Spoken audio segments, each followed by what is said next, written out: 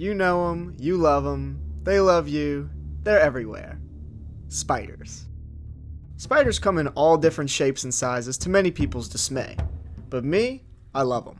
In my home state of Louisiana, we have some pretty gnarly looking spiders. We've got giant hairy tarantulas up in central Louisiana, black and brown widows scattered all throughout urban areas, and golden silk spiders, who like to build giant webs for me to run into during most of the summer. Thing.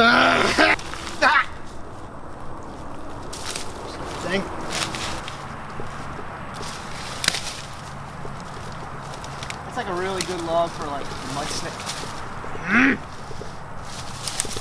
Some of these spiders you'll only see at certain times of the year. And the end of August in Louisiana marks the best time to find another massive spider species. And of course, I'm not going to pass up the opportunity to see another beastly spider in my state. Now, one of my favorite things here in Louisiana, this time of year specifically, in August, it's super hot, reptiles aren't going to be out, most of your mammals are going to be, mostly coming out at night. My favorite thing are the bugs this time of year. They are monstrous, and particularly the spiders. Now, one of my favorites is what I call the black and yellow Argiope, also called a zigzag spider. They're super big, and they are just awesome. And they can kind of be found in really any environment, but I have seen some of my biggest ones ever in this area, so hopefully we can hike along these edges and see one. It's been a while since I've seen one, so I don't actually know where they are. They can be found pretty much in any environment, but the biggest ones like to build their webs over the water and particularly in front of wasp nests. And unlike golden silks, they put a giant zigzag pattern in the middle of their web, which makes them a lot easier to spot, and I'm much less likely to run face first into the web.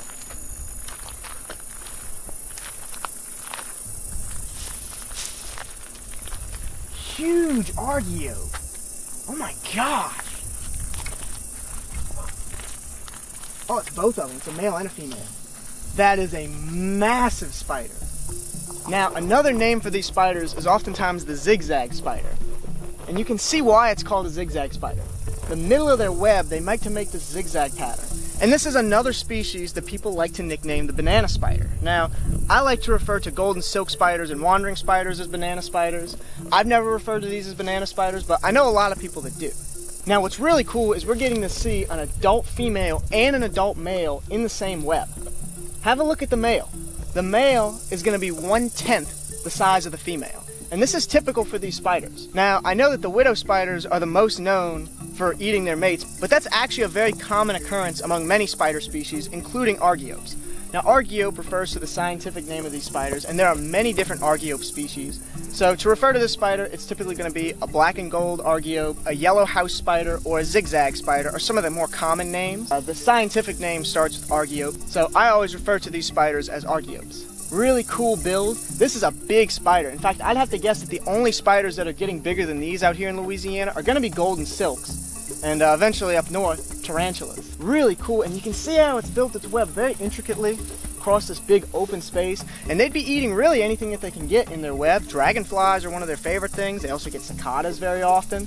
Now, the bite of the spider isn't anything to really worry about, and I'm probably actually going to pick this spider up in a second. They're a very cool species, but we really just want to take this moment to enjoy this and see the male, the female, and this big, gorgeous web that she's made out here in this marsh. It's really cool.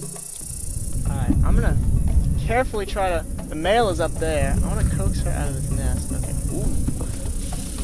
She's got like a little hole that she ooh, she attacked it. You know what I think I might do? They can rebuild their nests, but I do want to try to avoid damaging it too much. Ah! Should be able to get her. Yep. Oop, there she drops.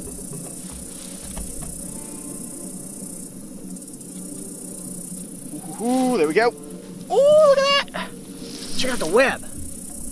Check out all the web she's dropping. That is a perfect example of an adult black and gold Argiope. Big female. Male's still up there, but no reason to show him.